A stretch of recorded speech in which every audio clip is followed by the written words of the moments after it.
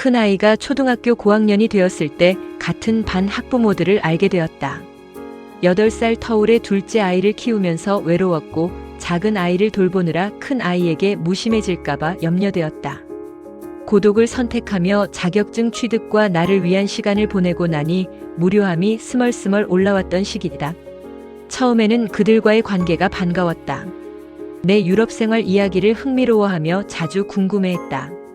유럽에서 가져온 예쁜 식기들의 호감을 보이며 다가왔다. 서로의 집을 오가며 가까운 사이가 되었다. 아이들끼리는 서로 친한 사이가 아니어서 아이의 관계가 부모의 관계를 결정하는 일은 생기지 않았다. 하지만 시간이 갈수록 그들과의 만남이 점점 불편해졌다. 그러나 나는 관계를 놓지 못했다. 혼자가 되는 것은 두렵지 않았지만 학부모 한 명 모르는 사람으로 살고 싶지는 않았기 때문이다. 한 지인은 엄마와 주부의 살보다 자신의 삶을 선택해 살아가는 사람이었다. 처음에는 자기 개발에 집중하는 멋진 엄마의 느낌이었다. 이타적인 삶은 이기적인 삶의 표본임을 보는 듯해서 긍정적으로 생각했다. 하지만 식사 준비나 요리에는 관심이 없는 그녀였다. 지인들에게는 친절했지만 자녀들에게는 목소리 톤부터 다른 사람이었다. 만남을 거듭할수록 나의 가치관과 자주 부딪히고 있었다. 둘째 아이를 재워야 하는 늦은 시간에 가끔 내게 전화를 했다. 마음이 힘들어서 와인 한잔 했다며 자신이 겪은 인간관계의 고통을 토로했다.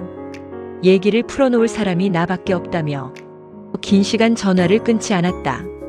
울며 전화한 그에게 상처가 될까봐 육아로 지친 나의 마음을 미루며 들어주고 다독여 주었다.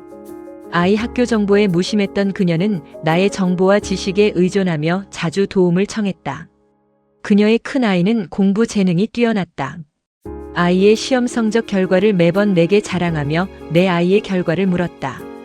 그때마다 정말 성실하고 착한 아이라고 아이 잘 키우셨다고 칭찬하며 축하해 주었다. 하지만 정작 내가 기쁜 일을 전하거나 슬픔을 나누려고 할 때는 힘든 대화는 나누기 불편하다고 말하며 중간에 얘기를 끊었다. 어떤 지인은 자신이 과거에 겪었던 일과 경험들에 관한 이야기를 수백 번 반복했다.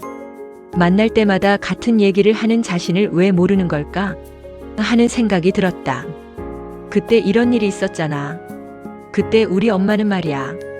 다시 오지 않을 과거만을 반복하며 대화를 주도했다.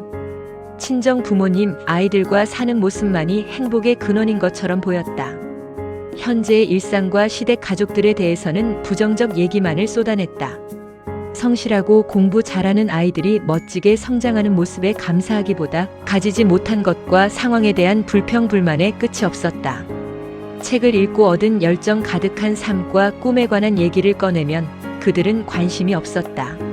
힘든 일을 버티느라 수척해진 모습으로 만나면 나에 대한 걱정과 안부보다 살 빠져서 부럽다. 고 말하는 사람들이었다.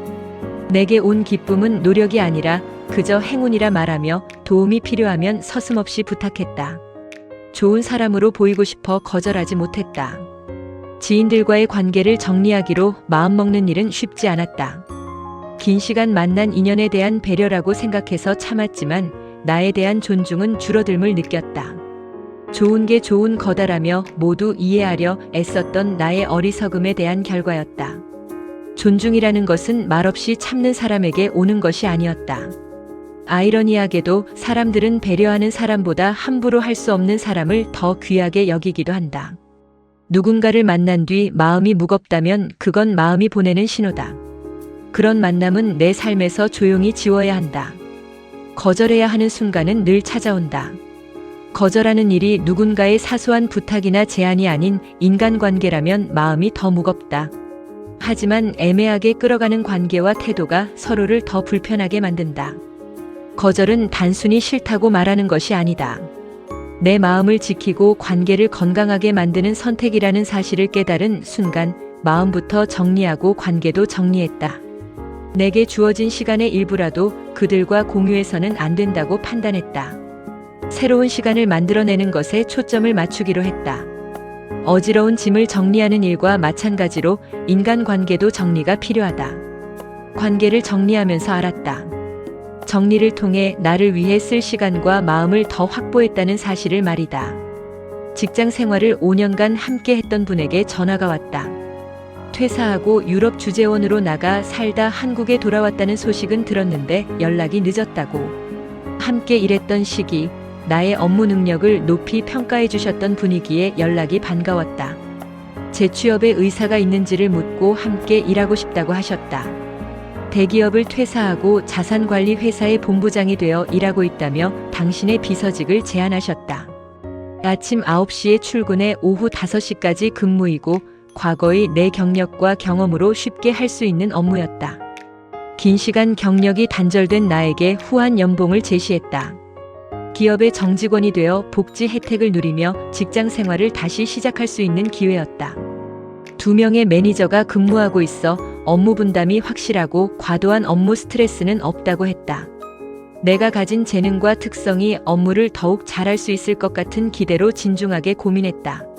종종 회의를 이끌며 브리핑하는 내 모습을 상상했다. 직원 대상 강의를 하며 전문성을 드러낼 기회가 될 것 같았다. 한 달에 한 번 있는 회식 자리에서 맛있는 음식을 먹고 업무와 상사에 대한 사소한 고민을 나누며 직장 생활의 묘미를 경험할 것을 떠올리니 설레기도 했다. 매일 필사와 낭독은 더 일찍 일어나면 될까? 올해 목표에 종이책 한 권 출간이 남아있는데 일하고 와서 언제 글을 쓰지? 매일 아침 한 권의 책을 읽는 루틴은 포기해야 하나? 책을 읽고 사색하는 즐거움은 단단한 일상을 지켜주는 일인데 과연 지속할 수 있을까? 북토크 진행과 경제 강의는 주말에 하긴 하지만 준비는 언제 하지? 현악 앙상블 연습은 매주 수요일 오전인데 단장인 내가 그만두면 우리 앙상블은? 설렘도 고민도 길었다. 나의 선택이 안온한 일상을 뒤흔들지도 모른다는 생각이 들었다.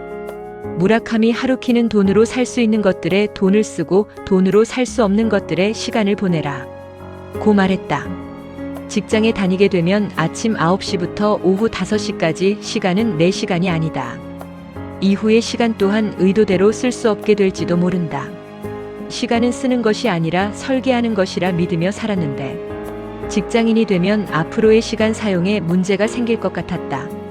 시간 관리의 주체가 내가 아닐 수 있다는 생각만으로도 단단한 일상을 흐트려 놓은 듯 했다. 이력서와 자기소개서를 제출해둔 상태였지만 용기를 내어 본부장님께 전화드렸다. 경력 단절에 50을 바라보는 내게 제안해 주셔서 정말 감사하다고 했다. 고민하는 시간 동안 직장의 분위기를 상상하며 행복했다고 말씀드렸다. 하지만 퇴사 후 유럽의 삶을 경험하고 한국에 돌아와 이룬 많은 것들로 지금의 삶을 만족으로 느끼고 있고 작가의 꿈을 이루기 위해 글을 쓰고 있다고 했다. 하고 싶은 일이 있다면 시간과 기회 앞에 망설이지 않아야 한다. 시간 관리의 핵심은 루틴을 잘 짜는 것으로 시작한다. 정해진 시간에 많은 일을 해내는 것도 필요하지만 삶의 우선순위를 실행하는 일에 시간을 쓰는 것이 중요하다. 짜인 루틴과 해야 할 일의 목록에서 새로운 시간을 만드는 일은 쉽지 않다. 불필요한 부탁은 거절해야 한다. 거절과 정리가 필요한 관계는 끌려가지 말고 단호하게 정리하자. 기분이 상하고 불편해도 참았다면 더 이상 자신에게 상처를 허락해서는 안 된다. 타인에게 상처 주는 사람들은 자신에게 여유가 없는 사람들이다. 무의식 중에 타인에게서 자신의 결핍과 마주하고 있기에 아픈 말을 하고 지적하는 것이다. 무리해서 사람을 사귈 필요도 없다. 나를 위한 소수의 관계에 집중하면 된다. 에너지만 소모되는 만남은 귀한 시간을 낭비하는 일이다. 많은 인간관계를 유지하려 하면 진짜 소중한 사람에게 써야 할 시간이 부족할 수밖에 없다. 마음이 닿아야 시간도 의미가 있다. 그렇지 않으면 그냥 오래 알고 있는 사람일 뿐이다. 하고 싶은 일에 더 많은 시간을 쏟는 것이 삶의 질을 높이는 지름길이다. 세상에서 가장 외로운 사람은 인간관계가 빈약한 사람이 아니라 혼자 있지 못하는 사람이라고 했다. 관계를 정리하는 일은 나를 보호하고 존중하기 위한 선택이다. 좋은 관계는 억지로 노력하지 않아도 곁에 남는다. 진짜 나를 만나 내면을 더욱 단단하게 만드는 시간을 설계하는 것이 어떨까? 돈으로 살 수 없는 시간에서 깊이 있고 여유 있는 삶을 사는 단단한 내가 되자.